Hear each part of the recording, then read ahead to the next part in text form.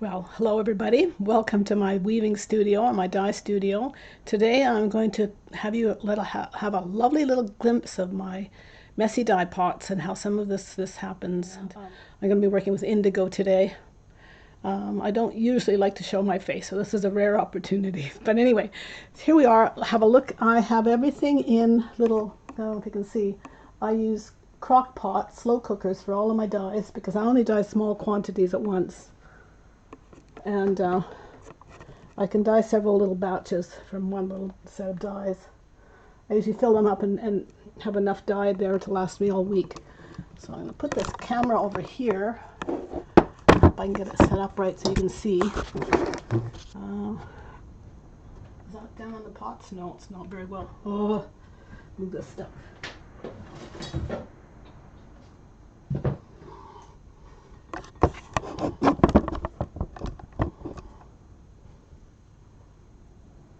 Actually, I'll walk through one by one.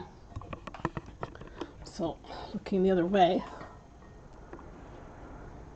I have a pot of madder here.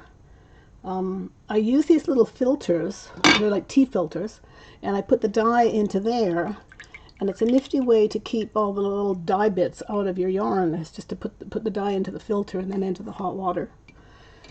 And then the next pot over, I usually use sandalwood or Brazil wood for the darker reds. There is still actually quite a bit of color left in that, though the water doesn't look like it. Can you see? And then the next one is usually a yellow.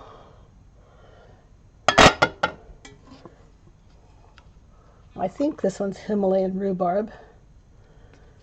And then this one I've got some alkanet going. And I'm never very successful with alkanet. You're supposed to get purples, but I usually end up getting grays.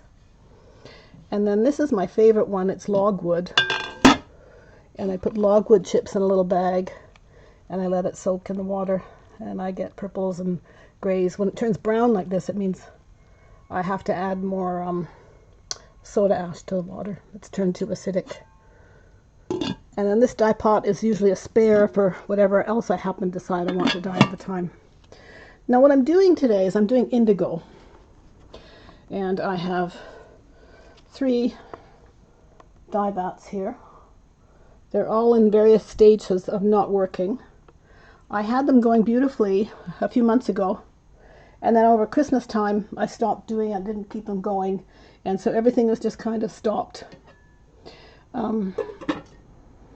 When that happens, you can revive a dye pot. Don't just throw the dye out, because the dye is still in there. It's just not in a process, in a state to be able to be used. So you have to do some things to it. So this one was going okay. I think I'd used much of the dye in it.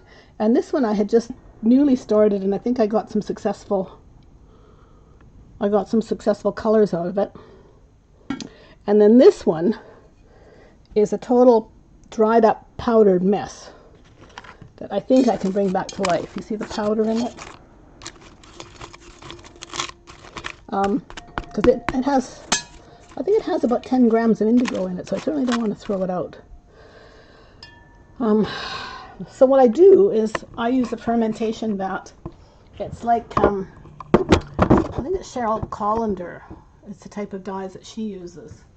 I used to try the Michael Garcia type and all the different zinc types of vats and stuff, and all I was getting was not very successful dyes, and the chemicals were really smelly to work with and stuff. So I've gone back to the old original types of the fermentation vats that have been used for thousands of years. So what I do is I use wheat bran, just ordinary wheat bran that you can make porridge with, a bit of sugar, and something else is missing here. I think the soda ash. I have soda ash as well.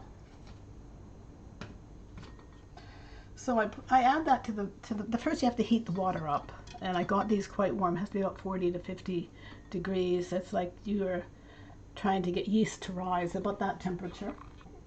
And so I did have these warming up, and now because I've had them up here, they're a little bit cold. So I'm going to add a bit of warm water to them.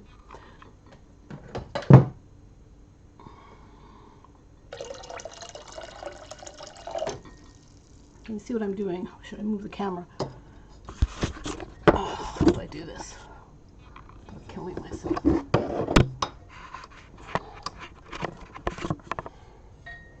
So I've added some water, hot water to that. I did have an extender on, but it broke on me. And the other camera broke as well. I'm not having very good luck with equipment. And then this one looks like it's actually starting to get an oily finish on it.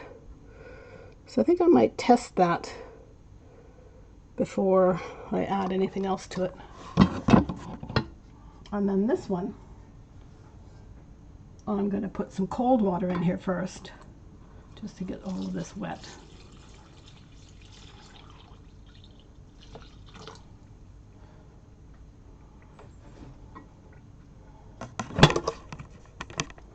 Sorry, you're probably looking up at the sky. Yeah, so I've added water to it, cold water, and you can see that there's color in it.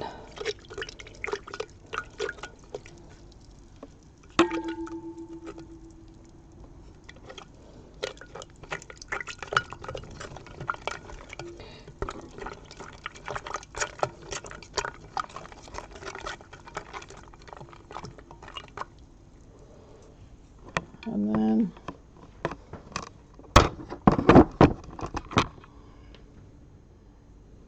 I think I'm just going to add some sugar. Teaspoon of sugar, half a teaspoon of sugar.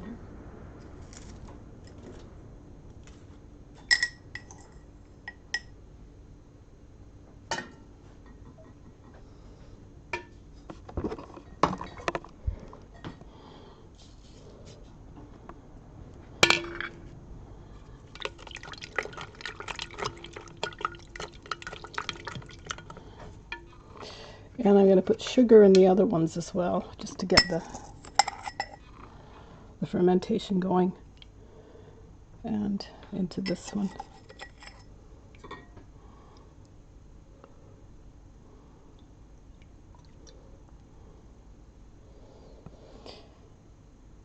And I'm going to give them all a little bit of yeast, just to get the whole activation process going. So just a sprinkle of yeast in there, and a sprinkle of yeast, and a bit of yeast.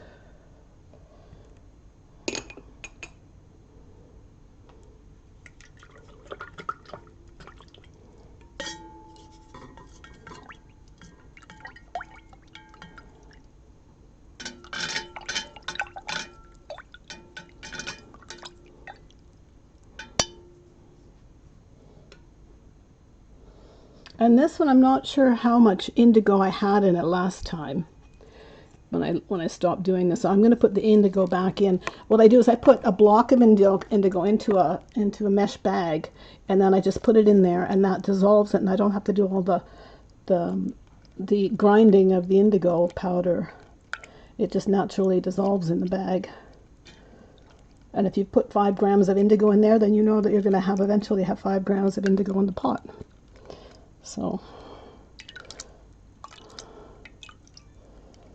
I'll leave that in there for a while. And this one I'm going to test, because I just think it might actually have some color in it. It's got kind of an oily surface, and I don't know if you can really see, but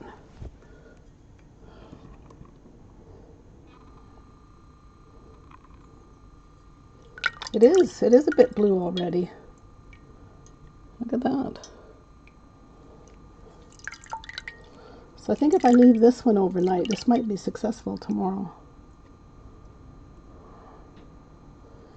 And these other two, I'm going to put them all back onto the heating mat.